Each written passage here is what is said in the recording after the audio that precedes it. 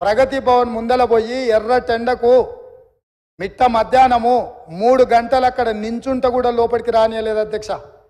గద్దరన్న చనిపోయిన రోజు ఆసుపత్రికి వచ్చి పోలీసులు అక్కడి నుంచే శవాన్ని ఇంటికి తీసుకెళ్లి అక్కడికక్కడ దాన సంస్కారాలు చెయ్యాలనే ప్రయత్నం చేస్తే మేము అక్కడికి వెళ్ళి నిలబడి గద్దరన్న శవాన్ని తీసుకొని వచ్చి ఎల్బీ స్టేడియంలో పెట్టి ప్రజల సందర్శనార్థం పెట్టి లక్షలాది మందిని తీసుకొచ్చి సందర్శించే విధంగా చేసి గద్దరన్నకు నివాళులు అర్పించే అవకాశం తెలంగాణ సమాజానికి అంత మేము ఇచ్చినాం అధ్యక్ష.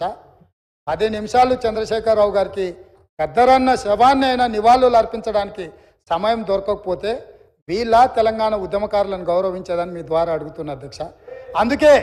అందుకే ఏ గద్దరన్న పేరు చరిత్రలో ఉండొద్దని వాళ్ళు అనుకున్నారో, ఏ గద్దరన్నని చరిత్ర పుటలలో కప్పేయాలని చూసినో ఆ గద్దర్ గారి పేరు మీదనే నంది అవార్డులను, నంది పురస్కారాలను గద్దర్ పురస్కారాల కింద మార్చి శాశ్వతంగా ప్రతి సంవత్సరం గద్దరన్నను స్మరించుకునే విధంగా వీళ్ళు వద్దనుకున్న అందశ్రీ జయ జయ తెలంగాణ వాళ్ళ చెవులల్లో మారు మోగాలని ఇవాళ మా ప్రభుత్వం నిర్ణయాలు తీసుకున్నది అధ్యక్ష. ఇవన్నీ మా నిర్ణయాలు కాదు, ప్రజల యొక్క అభిప్రాయాన్ని మేము శాసనం చేసినాం. ఇది ప్రజల తరఫున ప్రజలు ఎన్నుకున్న ప్రభుత్వం, ప్రజాప్రభుత్వం చేస్తున్న ఒక మంచి ప్రయత్నం అధ్యక్ష. ఈ ప్రయత్నాలను అభినందించకపోయినారు అధ్యక్ష. వాళ్ళకు మనసు రాదు, లేకపోతే వాళ్ళకు ఉద్దేశం లేకపోవచ్చు, వాళ్ళకు వేరే మేము ఇక్కడ ఉన్నామని చూడడానికే ఇష్టపడకపోవచ్చు. ఈ కుర్చీలో పేదవాడు ఒక రైతు కొడుకు ఇక్కడికి వచ్చి కూర్చోవడం కొంతమందికి నచ్చకపోవచ్చు. వాళ్ళకి ఏమంటారు ఏంటది జీర్ణించుకోకపోవచ్చు. కరెక్టే. మావాడు ఉంటాడంటే ఆ రైతు పిల్లగాడు ఉన్నాడు ఏంది, నేను నా కళ్ళతో చూడలేదు, నాకు ఈ శిక్ష వద్దని మీరు అనుకుంటే నేను ఏం చేస్తా అధ్యక్ష? అట్లా ఎవరైనా అనుకోని కళ్ళల్లో సీసం పోసుకున్నారు అనుకో అధ్యక్ష, మనం ఏం చేస్తాం అధ్యక్ష? వాళ్ళు ఇష్టం అధ్యక్ష, నేనేం అంటలేను. కాబట్టి ఇవాళ నేను అడిగేది ఒకటే అధ్యక్ష,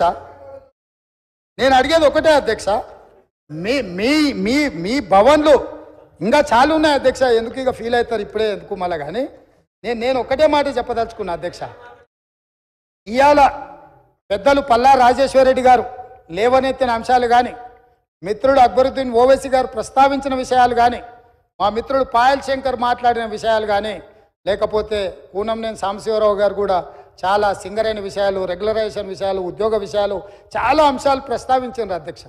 వాళ్ళందరూ ఏవేవైతే అంశాలు ప్రస్తావించారో వాటన్నిటిని కూడా మా మంత్రివర్గం రాసుకున్నది, మా ప్రభుత్వం రాసుకున్నది. తప్పకుండా చట్ట పరిధిలో చేయాల్సిన అన్ని పనులను చేస్తాము. మేము మీ నుంచి సహకారం ఆశిస్తున్నాం. ప్రజలు కూడా కోరుకుంటున్నారు, మీరు ప్రజల మేలు కోసం పనిచేయండి. ఎన్నికలు వచ్చినప్పుడు మాత్రమే ఎన్నికల తర్వాత ఈ రాష్ట్రం సంక్షేమ రాజ్యంగా, అభివృద్ధి రాష్ట్రంగా ముందుకు నడిపించాలి, ప్రతిపక్షాలుగా మీ బాధ్యతను నెరవేర్చాలని ప్రజలు కోరుకుంటున్నారు. ప్రజాభిప్రాయానికి భిన్నంగా మీరు వ్యవహరించి రాజకీయ చదరంగంలో మేమేదో ఎత్తులేస్తాం, పై ఎత్తులేస్తామని ఒకవేళ మీరు అనుకుంటే మంచిది, అది కూడా చూద్దామని చెప్పి మరి ద్వారా వారికి చెప్పదలుచుకున్న అధ్యక్ష. కింది నుంచి వ్యవసాయ కుటుంబం నుంచి నల్లమల అడవుల నుంచి మెట్టు ఎక్కుతూ ఇక్కడికి వచ్చినాం అధ్యక్ష. ఈడున్న వాళ్ళు ఎవరు ఉత్తగా రాలే. మేమెవరము ఆశామాసిగా మేనేజ్మెంట్ కోటా పేరునో, తండ్రి పేరో, తాత పేరో చెప్పుకొని ఉద్యమం ముసుగులోనో ఎవరో త్యాగాలు చేస్తే ఎవరో అనుభవించే విధానంలో రాలేదు అధ్యక్ష. జిల్లా పరిషత్ మెంబర్గా, ఎమ్మెల్సీగా, ఎమ్మెల్యేగా, ఎంపీగా, ఈరోజు ముఖ్యమంత్రిగా ఈ దేశంలో ఉన్న అన్ని చట్టసభలలో పనిచేసిన అనుభవంతో ఇక్కడ వచ్చి కూర్చున్నాం అధ్యక్ష. ప్రజల యొక్క అభిప్రాయాన్ని 60 రోజులు మొత్తం తీయండి అధ్యక్ష. ఏ ఒక్క రోజైనా, ఏ ఒక్క గంట అయినా ప్రజలకు అందుబాటులో లేకుండా మా ప్రభుత్వం ఉన్నదా? ఆనాడు మేమే స్వయంగా పార్టీ అధ్యక్షుడిగా, పార్లమెంట్ సభ్యుడిగా సచివాలయంలో ఒక అధికారిని కలవడానికి అక్కడికి వెళ్తే వందలాది పోలీసులు చుట్టుముట్టి అంతర్జాతీయ తీవ్రవాదిని నిర్బంధించినట్టు మొత్తం బంధించి తీసుకుపోయి మా ఇంటి దగ్గర పడేసిరు అధ్యక్ష. ఒక ఆదివాసి బిడ్డ సీతక్క సెక్రటేరియట్లో పోయి ఒక వినతి పత్రం ఇస్తామంటే ఆడబిడ్డ అని కూడా చూడకుండా ఆమెను పోలీసులు అరెస్టు చేసిండ్రు అధ్యక్ష. ఎవరి కోసం కట్టిండ్రు అధ్యక్ష? ఎవరి కోసం ఆ సచివాలయము? ప్రజాప్రతినిధుల కోసం, ప్రజల సందర్శన కోసం కాదా? ఎవరు ఆస్తి అది? ఎవరి కోసము? ఎవరి పరిపాలన అక్కడి నుంచి జరగాలి అధ్యక్ష? ప్రజలే రాని అని ప్రగతి భవన్లు, ప్రజలనే రాని అని సచివాలయాలు ఈ తెలంగాణ రాష్ట్రంలో ఎంతకాలం సాగుతాయని వాళ్ళు విర్రవీగుతున్నారు అధ్యక్ష. అందుకే ప్రగతి భవన్ గోడలు బద్దలు కొట్టినము, సచివాలయం గేట్లు బార్లా తెరిచినము, ప్రజాప్రతినిధులందరినీ రమ్మని చెప్పినాము, వాళ్ళు చెప్పేది వింటామని చెప్పినాము, మానవత్వంతో సమస్యల్ని పరిష్కరిస్తామని చెప్పినాము.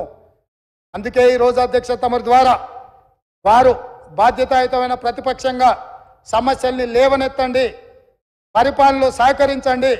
కేంద్ర ప్రభుత్వం దుర్మార్గంగా ప్రాజెక్టులను ఆక్రమించుకోవాలనుకుంటే రండి కలిసి కొట్లాడదాం. ఈ రాష్ట్రానికి వచ్చినప్పుడు మీరు మేము వేరుండొచ్చు, పక్క వాళ్ళు మన మీదకి వచ్చినప్పుడు మనమందరం ఒకటి కావాలి. వాళ్ళకి సందర్భంగా నేను గుర్తు చేయదలుచుకున్నా, కౌరవులు పాండవులు పక్క రాజ్యం వాళ్ళు వస్తే 105 మంది, వాళ్ళకు వాళ్ళే వస్తే 100 ఒక పక్కన 5 ఇంకొక పక్కన. కానీ పక్కవాడు దండెత్తినప్పుడు 105 మంది ఒక్కటి ఉండేది. పోయినసారి మా వాళ్ళు 5 మంది ఉన్నారు, మీరు 100 మంది ఉన్నారు. సరిగ్గా లెక్క కూడా అట్లనే ఉంది. లెక్క అంతే ఉంది కదా అధ్యక్ష. బయటోడు వచ్చినప్పుడు కనీసము కొంచెం విఘ్నత ప్రదర్శించండి అని చెప్పి నేను చెప్తున్నా అధ్యక్ష. నేనేమి కాని కోరికలు కోరట్లేదు అధ్యక్ష. ప్రజలు ఒక తీర్పు ఇచ్చిండ్రు, ప్రజల తీర్పును గౌరవించండి. ప్రజాస్వామ్యాన్ని బ్రతికించడానికి పనిచేద్దాం మనము. మీకేం వయసు అయిపోలే కదా, ఉంది కదా, ఇంకా ముందల ఏమన్నా ఉండొచ్చు కదా, ఎందుకంత ఆత్రపడుతుర్రు? ఆ ఒక్కని కోసం వీళ్ళందరినీ బలిచ్చేటట్టుర్రు. సన్స్ట్రోక్ అంటారు కదా అధ్యక్ష ఇంగ్లీష్లో. అట్లాంటి పరిస్థితి ఈ రాష్ట్రానికి తగలొద్దని మీ ద్వారా అన్ని విషయాలు దాదాపుగా నేను ప్రస్తావించినానే అనుకుంటున్నాను. సభ్యులు ఏదైనా అడిగిన విషయాలు ఇంకా ఉంటే కూడా అవసరం అనుకుంటే వాళ్ళను ఈ సమావేశాలు పూర్తి కాగానే పార్టీ పరంగా ఇటు మా మిత్రులు భారతీయ జనతా పార్టీ శాసనసభ్యులు వాళ్ళు కూడా ప్రజలు ఎన్నుకుంటేనే, ప్రజల అభిప్రాయం ప్రజలు ఎన్నుకుంటేనే ఇక్కడికి వచ్చిండ్రు. వాళ్ళతో కానీ ఎంఐఎంతో కానీ సిపిఐతో కానీ టీఆర్ఎస్ ఇప్పుడు అదేదో పేరు అంటే వాళ్ళే కన్ఫ్యూజన్లు ఉండ్రు. అంటే ఆయన కేటీఆర్ఎస్ అని ఒక అదేదో ఉన్నట్టుంది కదా, ఇంకా అదే ఉందేమో అనుకుంటున్నా. మార్పు రాలేదు, అది కూడా మార్పు రావాలి కదా. సో అందుకోసమని ఎవరికైనా మేము అందుబాటులో ఉంటాము. మేము మీకోసము, ప్రజల కోసము, ప్రజల సమస్యలు మీరు ఏం తీసుకొచ్చినా వింటాము.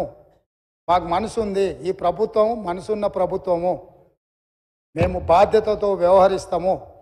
ఇక్కడ వివరణ ఇచ్చింది ఒకవేళ ఇంకా మీరు ఆశించినా రాబోయే చర్చలలో మిగతా విషయాలు మాట్లాడదాం.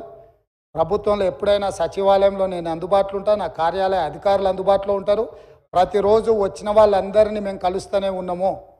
మేము ఎవరిని కలవకుండా వివక్ష చూపించము, మాకు భేషజాలు లేవు. మేము వచ్చి కలిసినంత మాత్రాన అనవసరమైన ప్రచారాలు కూడా కల్పించే దుర్బుద్ధి కూడా మాకు లేదు. మీరెవరు భయపడాల్సిన పని లేదు. అక్కడ ఉన్న 39 మందిలో ఎవరైనా ఎప్పుడైనా రావచ్చు.